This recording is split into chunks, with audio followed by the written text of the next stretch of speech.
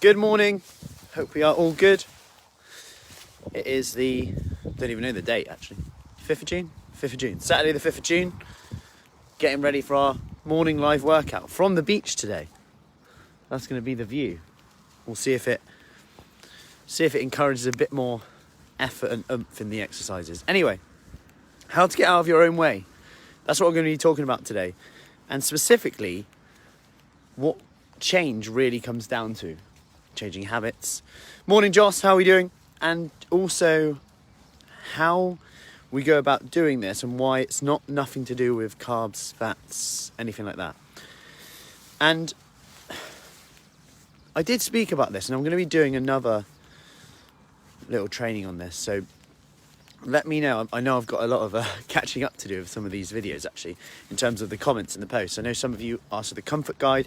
That'll be on the way later today. If you commented, if you did want that comfort eating guide, and also a bit about what I'm about to talk to you about now, drop a me in the comments and I will send that over to you. Anyway, about what really is important when it comes to change. And why I'm not going to talk about diet related stuff here, but actually your perception. Well, when it comes to change, it's actually down to what I've found through working with people, thousands of people now, one-to-one, group, NHS, public health, Fruci Fit, different motives to start, of course, but there is one thing that it nearly always comes down to, which is our perception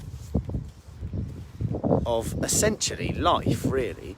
Our perception of what a problem is, what it means to fail, what it means to succeed, what success is defined as, what failure is defined as, how we see a problem, how we see a challenge. Because we can see a challenge in a weight loss journey, the scales don't go our way, and we can see that as failure, or we can see it as just a part of the journey. And it sounds really simple. Hey Dawn, give me a hello if you're coming in, replay if you're coming in on replay.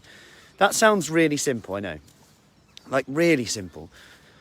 But actually, if you think about it, if someone actually just expects there to be challenges and problems and wakes up every day and, okay, write this question down. What could possibly stress me out today? And then just write down a few things that could possibly stress you out today. So you're almost a bit planned ahead of it. And actually just expect them and know that all these problems and challenges, with them come the success that most people actually want. But we're almost, because of our perception of what failure means or setbacks means, we're almost a bit too scared to risk it just in case we do fail. Whether that is linked to our self-belief, whether that is linked to our confidence, whether that's our own egos talking. You know, I've been there before. I'd avoid, like I talk about many times, public speaking events just in case someone else saw me get nervous. Which is really interesting, isn't it? That's brutally honest. I wasn't really worried about the whole thing, really. When I think about it, it was probably I was more nervous about someone else thinking that I get nervous, which is just bonkers, isn't it? Really, when you think about life in general, you step back and think. When you step back and think, imagine if you had like one shot and you were like, yeah, I was going to do that, but I was worried what someone else would think about this. Yeah. So go back to perceptions. Just consider your perceptions about what failure means, what success means, because I find that the people who do the best can almost laugh off moments when they're a bit like, this hasn't really gone my way, and they're able to get back to it as quick as possible. Because let's face it, if we do the things that we know we need to do, we will get results.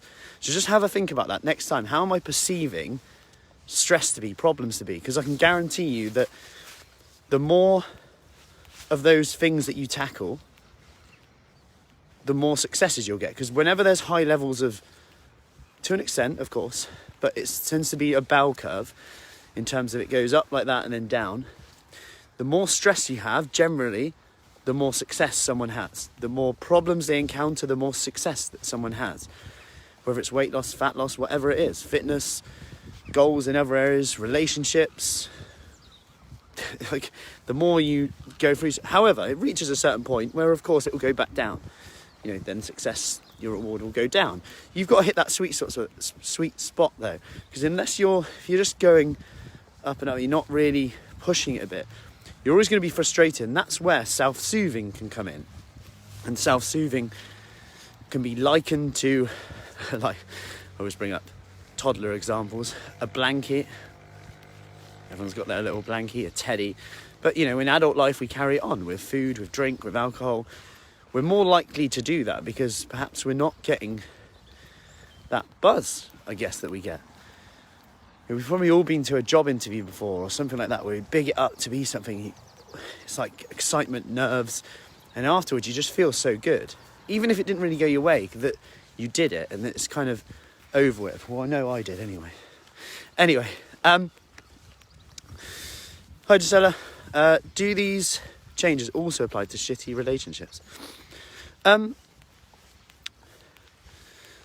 Depends who with, but if you think about perceptions to an extent, it's quite an interesting one because we often expect us from someone else, right? So someone often disconnects can come when you're expecting someone else to act like you would expect. Then we conclude that they made us feel that way, which then causes conflict. And if you go back to perception, it's probably why most people spend half their day arguing on stuff on social media, which no one can change, be it, I don't know, it could be anything. Something Boris Johnson said, Portugal on the amber list, yeah, all sorts of stuff, which, let's say, well, you could waste so much energy on that and it won't change a thing, but it makes us kind of feel better, a little bit, but ultimately nothing changes. I'm going back to where we are on this, just to make this practical. Just ask that question, what could possibly stress me out today? Then write them down, then come up, okay, how would the best version of me deal with those? Because I guarantee if you can deal with them, you'll get over them. You know, it might be things like, I won't have motivation, I'll be stressed out, I won't do my exercise, someone will, could even be a social event, could be work. How would I best handle this? Because, you know, I won't have the time to do it. What would the best version of me do? How would I want to explain what I did to my kids, to my grandkids, to overcome this, to set them an example? That's always a powerful one because you can go into that mode of, well, there's no point, I won't do that. But then when you ask the question, okay, how would I explain to a kid, to my kids, grandkids, how to overcome this as a problem? Then you'd probably give the answer that you probably need to do. Anyway, hope that helps. Any questions, as always, let me know. That comfort eating guide, I am catching up on those. So if you do want a copy of that, drop me in the comments and I will send that over to you. Have a good one and I'll see you soon. Take care.